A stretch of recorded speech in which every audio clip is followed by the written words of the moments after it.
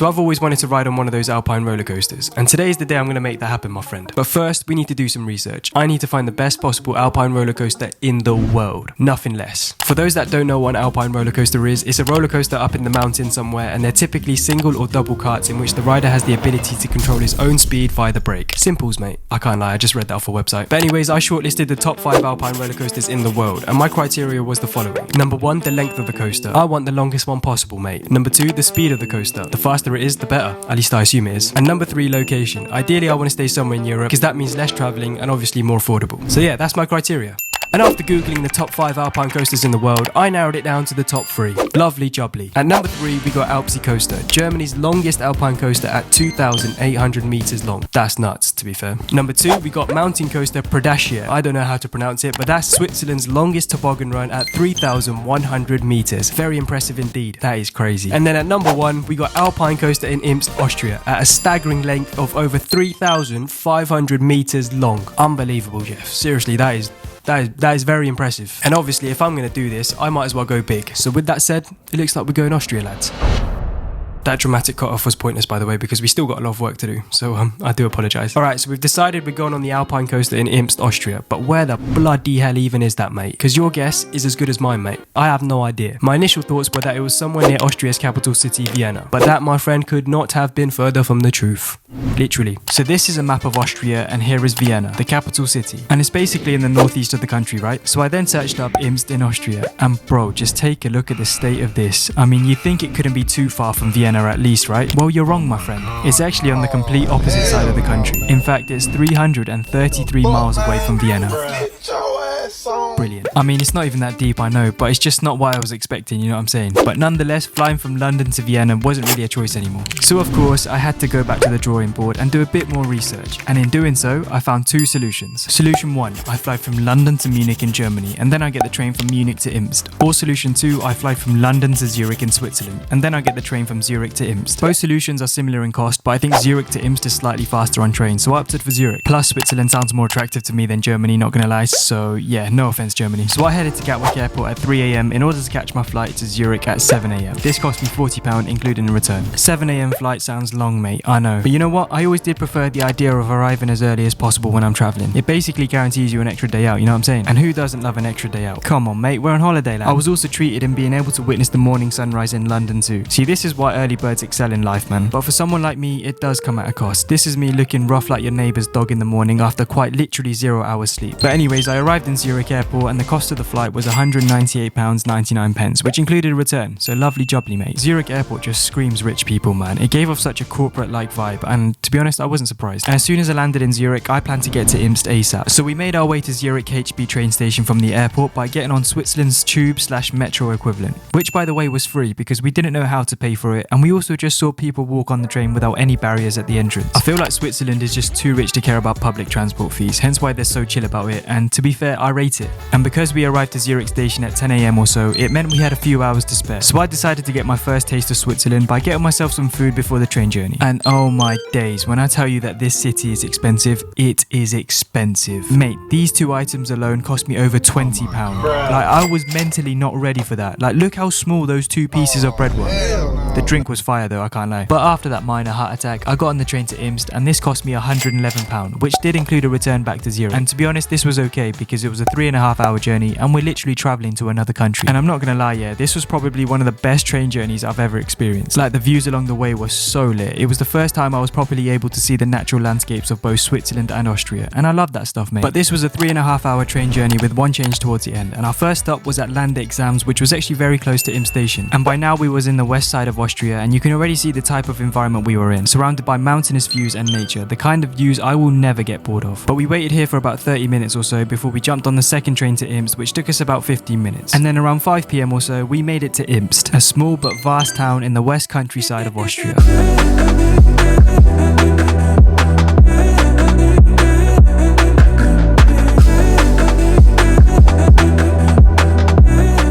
Also the town which holds the longest Alpine roller coaster in the world. This place was honestly so serene and was surrounded with so much natural landscapes. Like, I felt so small when I got here. Yes, we out here, Imst. what's it called? Imst pizza. We just got dropped off by the train. Now walking towards the hostel. Oh, and it's also worth mentioning that the weather was exquisite, my friend. It's so hot. 29 degrees, lads. Scenery here in this country and in Switzerland too. Mind blown, lads. The natural landscapes around this country. Yeah, we literally haven't slept for 18 hours, but I'm feeling good. Appreciate the natural beauty of Austria, and it is so nice. It just felt so good to be in this position right now. I'm not even joking. Look at this massive bridge right next to the station too, by the way. Bro, this bridge is huge. I think it's got to be one of the biggest bridges I've seen. Well, probably not, but it's up there. Do you know what I mean? Wham.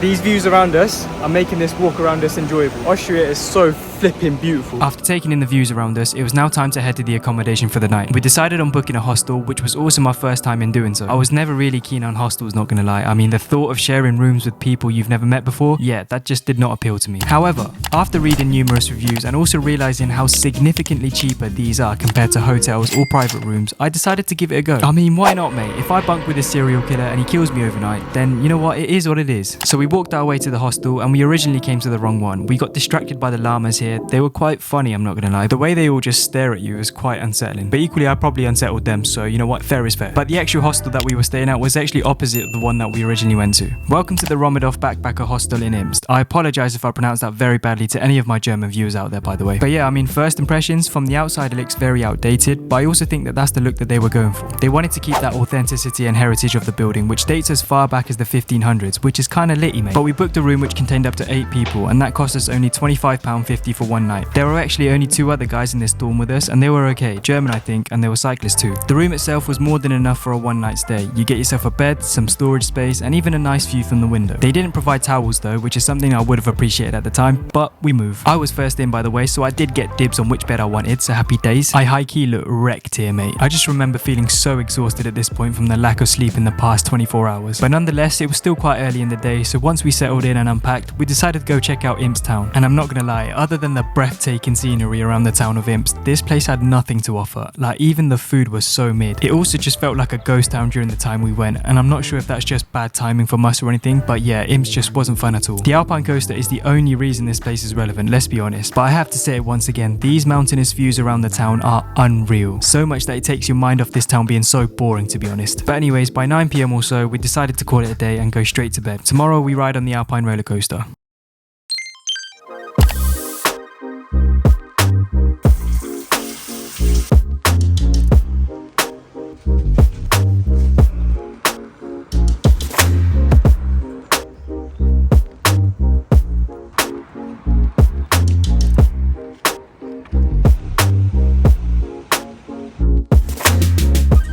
So we took a taxi ride to the top where the Alpine roller coaster is, and we initially thought that we could walk this, but mate, do not even think about it. Like, it was quite a long drive to the top, but it felt quite short in the car. Maybe because the scenery along the way just kept us occupied or something, but bro, it was an extremely hilly route, and there were moments where the car genuinely sounded like it was struggling. And I'm not sure if that's because the driver was distracted while watching TikTok live, but brother, there was no way we would have been mentally prepared to walk that. Thank God. I think the taxi cost us around £15 to £20, but I'm not actually sure because I can't remember. But they do offer a public bus to the top, which we weren't aware of at the time, and that barely cost £3. So of course, we did take that option on the way back. But nonetheless, my friends, we made it to our destination. Welcome to Alpine Coaster Imst, the longest in the world.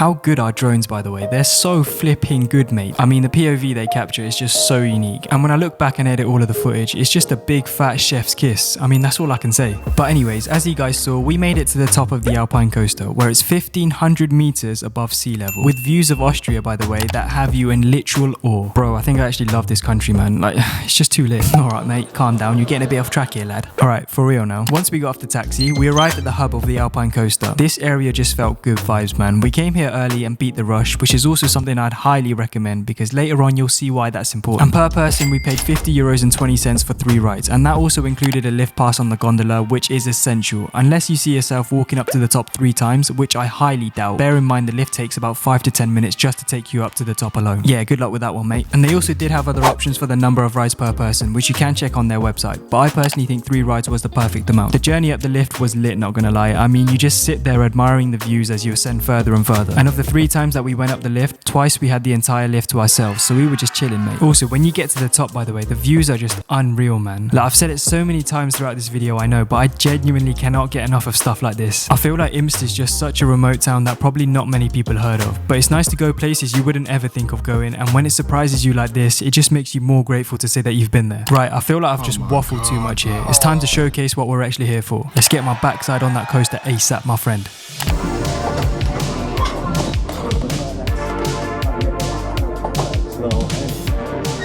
Alright, so this was actually my 3rd and final ride on the coaster, and by now I was fully comfortable and confident using this thing. And when you get to this stage, ideally you want to go full speed non-stop by keeping both hands down on the accelerator, unless you have to physically stop for people in front, which you'll see shortly.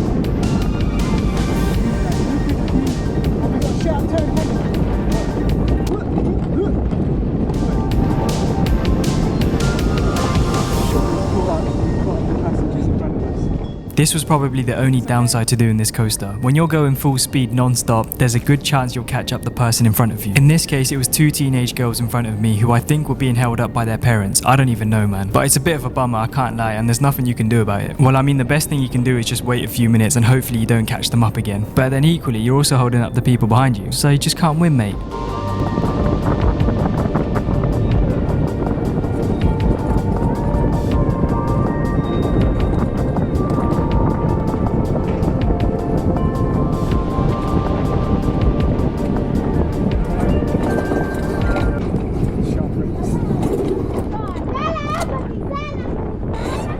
I'm not sure if you heard that, but I think that was them shouting at their mum or dad or something. They weren't happy, mate. They caught up their mum or dad.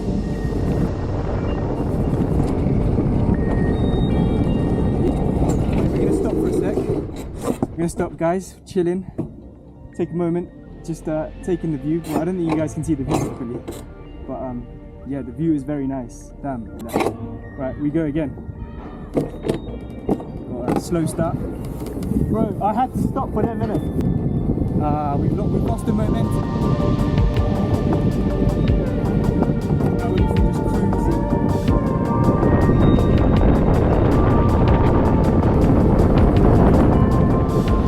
We're picking up again, we're picking up. Right, we got a big drop. Vamos!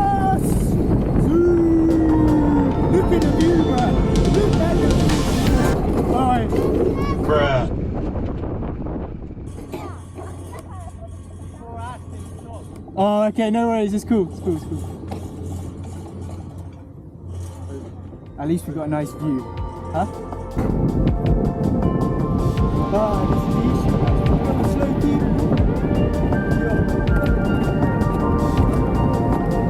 It's too easy.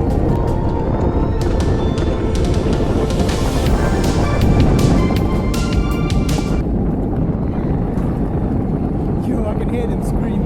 Boy, this is a big turn. I'm just picking up. Boy, something hit my face.